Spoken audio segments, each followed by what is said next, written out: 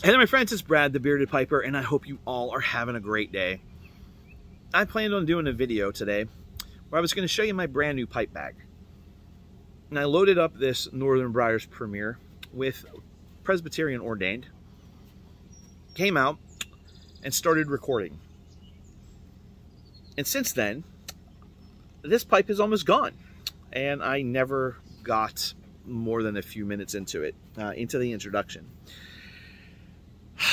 Crisscrossing words, not liking things that I said, dogs being silly, text messages, and a phone call from my sister. So I decided instead of doing that, because we have a place, someplace we have to be, instead of showing you my new pipe bag, I got another new pipe bag. I've been using this one for a couple months and I really like it. I'm going to do a BSing with Brad, and we're going to get caught up on some things. So some things that from last week's video, just a little update on some things, right? So I don't know if I mentioned it last week or no, I did not mention it last week because it's just something that came up over this week. My mom is bedridden with MS and she's been having a lot of leg pain. So my sister was letting me know what was going on that because Sarah's one of her caregivers. And then my poor nephew is 9 years old and he's been having some stomach issues, so much to the point that, and this is really unusual for us, really unusual for my family, we don't go to the emergency room for anything. We go to our doctors or MedExpress or anything, something like that. But Sarah had to have him at the emergency room this week because it was just getting to be that bad. They ran a bunch of tests, gave him some IV fluids, checked his electrolytes, checked white blood counts, the whole bit. They ran a whole bunch of tests, and turns out he has a virus. Instead of a like a 24-hour bug, I guess this one's going to be like 7 to 14 days they expect it to go. So he's 9 years old, summer vacation just started, and Sarah said he's feeling better today, which is good. So fingers crossed and prayers, if anybody wants to send them, that Luca heals up and gets better quick so he can enjoy the maximum amount of his summer vacation. So I was telling you last time that I was in a vehicle accident, and they came and got the van yesterday. So when the young man hit me behind the driver's side of a 1-ton cargo van, he pushed the body of the van all the way up into the frame. And if you're a friend of mine on Facebook, you've seen it. I posted pictures of it. It turned out it bent the floor on the inside up.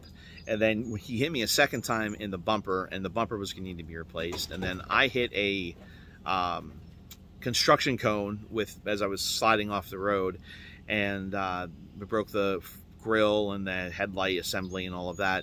So I was talking to the adjuster, and he told me that the grill itself was over $500, and the amount of work that would have to go into it, they would have to cut that panel out of the van and replace the floor and like all of these things, that it's a 2010 with 160,000 miles on it, that they were just going to total it.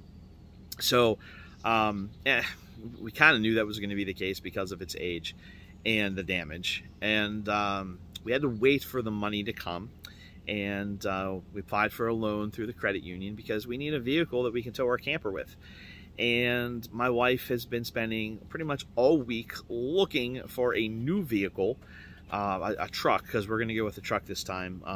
We did need the van to put the dogs in while we towed the camper, but we usually take 2 vehicles anyway. And now, since I took her Caravan as my salesman's vehicle, she kept the big white Ram ProMaster as her vehicle, because 98% of the time she's going someplace, she's got dogs with her. And heck, 2 days a week when she goes to school, she takes therapy dogs with her. So, you know, even, what is that, 40% of her week, she takes dogs with her to work. So, it only made sense for us to look for a truck this time. They're a little more suited for towing a 7,000-pound camper than a cargo van is. They have better gearing in the back. If you're a gearhead, the cargo vans have like a 3.4 or 3.42 rear end, where most trucks have a 3.73, or you can get them with a 4.10. But if you're buying used, it's really hard to find one with a 4.10. And they're designed more to tow, right? And I wanted a 3/4 ton. The half tons will tow it, but I want a truck that weighs about the same as the camper that I'm towing. When you're coming down the mountains or hills, I want that stopping power in front of the camper. And I know electric brakes and blah, blah, blah, blah, blah. So, but I'm also a GM guy. So I was really hoping to be able to find a Silverado or a GMC Sierra. And she found a couple of them. And I got home in time yesterday to make it to a dealership that had a lot of nice trucks in our price range. We found one we really liked. It was in our price range. A little more miles on it than what I wanted, but it was a nice bells and whistles. And let me tell you something, used car prices right now are through the roof. A lot of these trucks that when you go to Auto Trader or Car Gurus or something like that, there's a place to click for the Carfax, and from the Carfax you can see the original window stickers of these trucks. And you know, a lot of these trucks are selling now for almost the exact same price they sold when they were brand new, after they were used. I looked at it, and they're under Kelley Blue Book value. So the truck that we bought, the selling price of it was $2,000 less than what the sticker price was in 2020. Now think about that. The truck has 56 or 59,000 miles on it, or 56,000 miles on it. And has 56,000 miles on it. It is used at this point because the 24s are coming out. It's 4 years old, and they're selling it for $2,000 less than what they sold it for on the sticker. And that's $4,000 less than the Kelley Blue Book retail value. So car market or prices are through the roof, especially for a heavy duty pickup truck.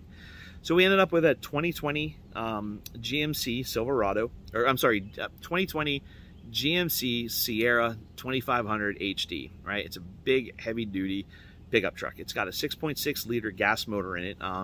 Diesel would have been better for towing, but diesel also comes with a higher fuel cost. It also comes with more expensive maintenance. It also comes with more expensive parts. And we, if I towed every weekend, that would be different, but I don't tow every weekend. So we decided to go ahead and go with the gas. And I have a few friends that have the 6.6. They have no issues with them. They all tell me they tow like a dream. So I was a little concerned. And here's another thing. A lot of the trucks in southwestern Pennsylvania, the used ones, if you follow the Carfax title history, a lot of them came from Canada. They bought them in auction out of Canada. So, of course, Canada, winter, snow, salt. I got underground, looked up underneath, and I said to the sales rep, you know, I said, there's a little bit of surface rust under here. And he's like, no problem. We'll take care of it for you. So they are rust-proofing it, undercoating it, and then they put a warranty on it for us because it'll take us up to 120,000 miles bumper to bumper. And I called this morning and said, hey, you know, the transmission fluid was supposed to be changed at 45,000 miles. Can you check that? And he's like, yeah. He goes, we'll probably just change it just to make sure it's been done. So been very helpful with the dealer. Very, very happy with the truck. It's got more bells and whistles than I've ever had in a tow vehicle before. So it's going to be nice. It's going to be cozy and comfy whenever I'm towing the camper. So got that taken care of. Still dealing with the neck pain though. Still dealing with the back pain. Chiropractor adjusted me on Tuesday. I was good for a few days. It started to tighten up a little bit. And then last night it was pretty bad. This morning it was horrible. And was adjusted again this morning. I had an appointment today. So go back to see him a couple times again next week. It seems like every time I'm getting adjusted, the effects of the adjustments are lasting longer and longer and longer. So fingers crossed that will, I keep saying fingers crossed in this video, hopefully that will end soon too, and the pain will alleviate. It's pretty bad right through here. He hit me on this side, and then right through here is where the pain, like the van went this way and I went that way, so there was a lot of torque and stuff on my neck, and in my upper back, not my lower back, my upper back. So that's it, my friends. Sorry I didn't get to show you my pipe bag, but I wanted to just touch base with you anyway because I haven't made a video in a week. It's been crazy busy around here. So until we talk again, remember, life is good, but it is better with a pipe.